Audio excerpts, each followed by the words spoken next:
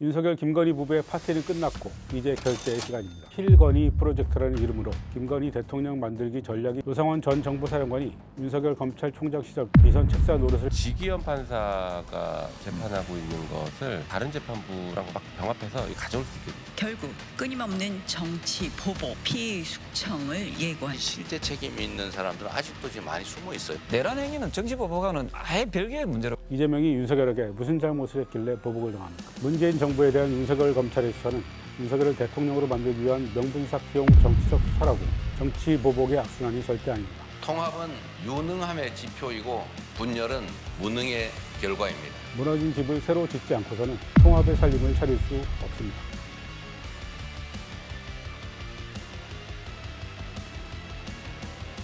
안녕하십니까. 논설의 이재성입니다. 험난한 6개월이었습니다. 세상에 이런 일이 같은 수준의 기상천외한 사태를 연쇄적으로 겪고 나서야 드디어 국민의 손으로 새로운 대통령을 뽑았습니다. 윤석열 김건희 부부의 파티는 끝났고 이제 결제의 시간입니다. 지연된 정의를 실현할 시간입니다. 지난 목요일 3개의 특검법이 국회 본회의를 통과했죠. 그동안 대통령 거부권에 가로막혀 번번이 좌절됐던 내란 특검법과 김건희 특검법, 최상병 특검법인데요. 다음 주 초 국무회를 거쳐 이르면 주말께 새 특검 모두 가동 준비에 들어갈 수 있다는 전망입니다. 김건희 특검법은 기존의 김건희 씨 관련 범죄 혐의에 명태균 건진법사 관련 국정농단 및 불법 선거 개입 사건을 포괄하게 됩니다. 김건희 명태균 건진법사 특검법이라고 부를 수 있습니다. 힐러리와 김건희를 합친 합성어죠.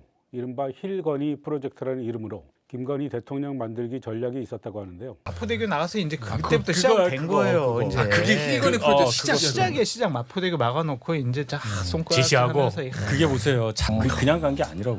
역시 수사하다 보면 나올 수밖에 없는 내용입니다. 이 세 가지 특검은 상징적인 의미가 있습니다. 윤석열이 내란을 일으키는 원인과 결과가 이 세 가지 특검법 안에 모두 들어 있습니다. 윤석열 본인과 김건희 씨의 각종 범죄에 대한 특검 도입을 막으려고 내란을 저질렀다고 볼 수 있기 때문입니다. 내란 특검법은 사상 최대 규모의 메모드 특검입니다. 기존 법원보다 파견 검사를 60명으로 늘리고 특별수사관과 파견 공무원도 각각 100명으로 증원했습니다. 박근혜 국정농단 특검이 파견 검사 20명, 특별수사관과 파견 공무원이 각각 40명씩이었던 데 비하면 두세 배 되는 규모입니다. 은폐 행위가 오랫동안 이어져 수사 대상이 방대해졌기 때문입니다. 특별검사가 추천한 특별검사 보도, 박근혜 특검의 4명보다 2명이 많은 6명입니다. 특검 활동 기간은 준비 기간을 포함해 170일입니다. 내란 특검의 핵심은 이른바 노상원 수첩입니다. 노상원 수첩엔 야당 정치인과 기자, 심지어 판사까지 포함해 반대 세력 500여 명을 일차로 수거해 사살한다는 충격적인 내용이 담겨 있었죠. 노상원 전 정보사령관이 윤석열 검찰총장 시절부터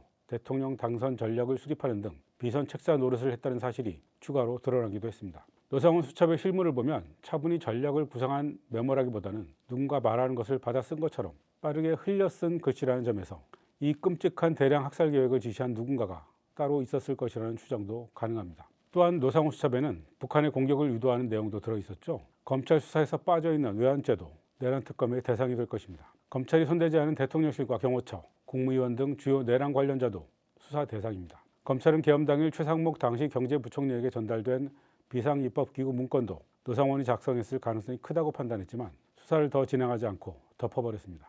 내란 우두머리 윤석열의 구속을 취소한 법원의 결정에 즉시 항고를 포기함으로써 석방을 주도한 심우정 검찰총장을 비롯한 검찰의 선택적 수사와 김성훈 전 대통령실 경호처 차장 봐주기 의혹 등도 수사 대상이 되어야 합니다. 최근 윤석열이 김성훈 전 경호처 차장에게 비화폰 삭제를 지시했다는 보도가 나오기도 했죠. 증거인멸과 직접 관련된 내용이어서 수사로 확인된다면 윤석열의 재후속이 가능한 사안입니다. 앞으로 내란 특검 수사에서 확인되는 혐의를 근거로 새로운 구속영장을 발부받을 수도 있습니다. 특검은 내란 사건 관련한 공소유지도 맡게 됩니다. 특검이 윤석열을 별도 혐의로 기소해 기존 재판과 병합할 수도 있습니다. 국민적 불신을 받고 있는 지기현 서울중앙지법 판사를 내란 재판에서 배제할 수 있다는 뜻입니다. 지금 지기현 판사가 재판하고 있는 것을 다른 재판부랑 막 병합해서 이것저것 가져올 수 있게 돼 있습니다. 다른 법원으로도 기소할 수 있고 그러다 보면 병합도 할 수 있고 지기현 판사가 재판을 비공개로 하거나 깜깜이 재판하거나 아니면 뭐 이상하게 흘러간다라는 것들 이걸로 막을 수 있죠. 그리고 재판 중계까지도 가능할 수 있도록 법안 다 넣어놨습니다. 조준동은 일단 특검 내용이 아니라 규모로 트집을 잡기 시작했습니다. 하지만 반대를 위한 반대일 뿐입니다. 특검 법안이 제출될 때마다 대통령이 거부권을 행사하지 않았다면 하나씩 순차적으로 가동됐을 텐데 윤석열과 국민의힘이 목리를 부려 여기까지 온 것 아닙니까? 국민의힘은 역시나 3개 특검 법안 모두에 대해 반대 당론을 유지했습니다. 특히 내란 특검법에 대해서는 대선 과정부터 정치 보복이라고 주장해 왔습니다. 결국 끊임없는 정치 보복, 피의 숙청을 예고하는 것입니다. 내란 세력에 대해서는 철저히 수사하겠다. 그 얘기는 이미 정치 보복을 예고한 거 아니겠습니까? 국민의힘 의원들의 정치 보복 주장은 이재명 민주당 대선 후보의 다음 발언에 대한 반응이었습니다. 실제 책임이 있는 사람들은 아직도 지금 많이 숨어 있어요. 정부에 엄청나게 많이 숨어 있습니다. 저는 특검을 해야 된다고 보죠. 저는 국민의힘이 거기에 누군가 동조했다고 생각해요. 왜 계엄하는 날 밤에 국회의원이 국회로 가야지, 본회의장으로 가야지, 왜 밖으로 자꾸 나오라고. 실제로 비상계엄 당시 국민의힘 원내대표였던 추경호 의원은 국민의힘 의원 단톡방에서 비상의원총회 장소를 3차례나 변경했습니다. 자신이 이미 국회 안에 들어가 원내대표실에 있으면서도 국민의힘 의원들에게는 당사로 모이라고 했습니다. 그런데 이날 밤 11시 22분 윤석열이 비화폰으로 추경호 당시 원내대표와 1분 동안 통화한 사실이 드러났습니다. 추 원내대표가 우원식 국회의장에게 2차례나 전화해 국회 표결을 늦춰달라고 한 사실도 기억하실 겁니다. 내란 우두머리의 지령에 따라 국민의힘 의원들의 국회 표결을 방해했을 가능성을 충분히 의심할 만합니다. 추 의원은 윤석열과의 통화에 대해 비상기엄 발표 내용을 간단히 전하면서 미리 이야기하지 못해 미안하다고 말하며 짧게 통화가 끝났다고 해명하면서 국민의힘 비상의총 장소를 바꾼 것과는 무관하다고 주장했습니다. 특검 수사를 통해 밝혀야 할 내용입니다. 그런데 내란 연루 혐의자가 정치인이라고 해서 수사하면 안 되는 걸까요? 그건 수사에 성역을 두자는 말과 같습니다. 누구나 법 앞에 평등해야 한다는 법치주의와 민주주의 기본 원칙에 어긋나는 주장입니다. 더구나 헌법을 위반하여 헌정 질서를 교란한 중대범죄입니다. 누구도 예외가 될 수 없습니다. 내란 수사의 정치보복 프레임을 씌우려는 국민의힘 주장은 진상규명을 막고 책임을 회피하려는 술책에 불과합니다. 조경태 국민의힘 의원도 내란 수사는 정치보복이 아니라고 말할 정도입니다. 국힘의 어떤 그 관련이 의심되는 의원들은 분명히 정치보복으로 규정하고 전면적 저항할 것이다. 제가 국민의힘 당 소속이지 않습니까? 그거와 정치보복은 다른 거죠.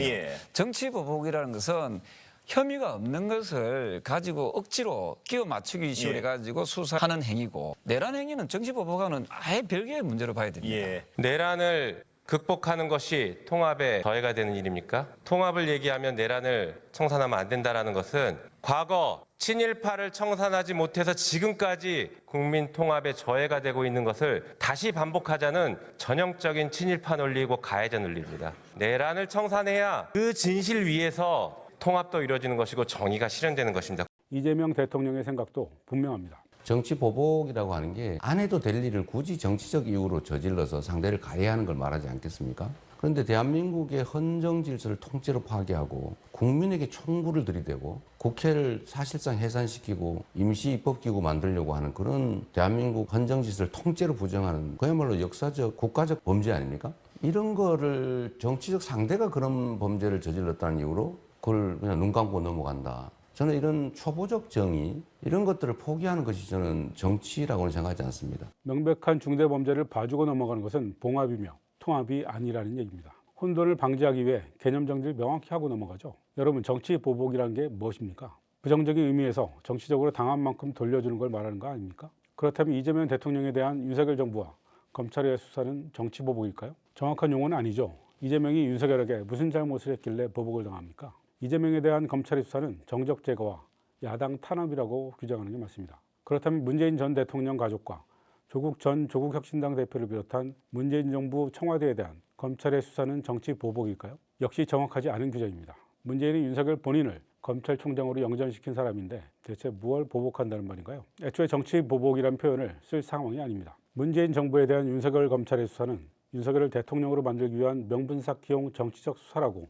표현하는 게 옳습니다. 이른바 살아있는 권력 수사 프레임을 만들어 문재인 정부의 검찰개혁 시도를 좌절시키고 본인의 대권 야욕을 실현하기 위한 장기 프로젝트였다고 봐야 합니다. 제가 이 말씀을 드리는 이유는 따로 있습니다. 일각에서 제기하는 정치 보복의 악순환 고리를 끊어야 한다는 주장이 터무니없다는 얘기를 하기 위해서입니다. 이분들의 주장을 따라가다 보면 내란 수사는 물론이고 김건희 명태균 특검이나 최상병 특검도 하지 말아야 한다는 주장으로 이어질 수 있기 때문입니다. 윤석열이 정치 보복을 하다가 자멸했으니 이재명은 정치 보복하지 말고 적당히 봐줘라. 그래야 통합이 가능하다는 주장 말입니다. 언어가 의식을 규정한다고 하지 않습니까?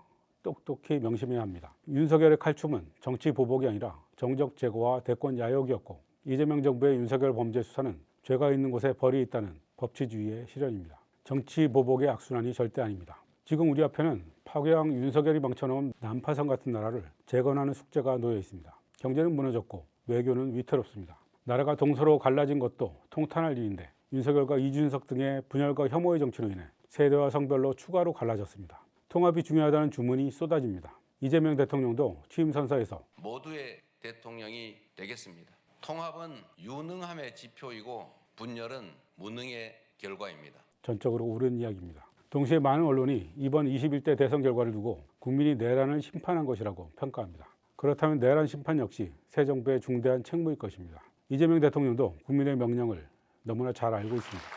국민이 맡긴 총칼로 국민 주권을 빼앗는 내란은 이제 다시는 재발해서는 안 됩니다. 철저한 진상규명으로 그에 합당한 책임을 묻고 재발 방지책을 확고히 세우겠습니다. 정의롭고 공정한 사회를 만드는데 가장 중요한 것은 신상필벌을 명확히 하는 것입니다. 더구나 해당 범죄가 헌법기관을 공격한 내란이라면 재발 방지를 위해 철저한 진상규명과 처벌이 이루어져야 합니다. 그런데 내란 세력의 저항과 은폐로 수사 자체가 제대로 돼 있지 않은 상황입니다. 특검을 통한 내란 진상규명과 처벌은 통합의 전제입니다. 무너진 집을 새로 짓지 않고서는 통합의 살림을 차릴 수 없습니다. 무너진 헌정 질서를 바로 세워야 통합과 희망의 내일을 열 수 있습니다. 국민 여러분이 내란 세력의 거짓 선동에 넘어가지 않고 중심을 지켜주셔야 합니다. 알베르 까뮈의 말로 마무리하겠습니다. 어제의 범죄를 벌하지 않는 것은 내일의 범죄에 용기를 주는 것이다. 지금까지 눈설이었습니다.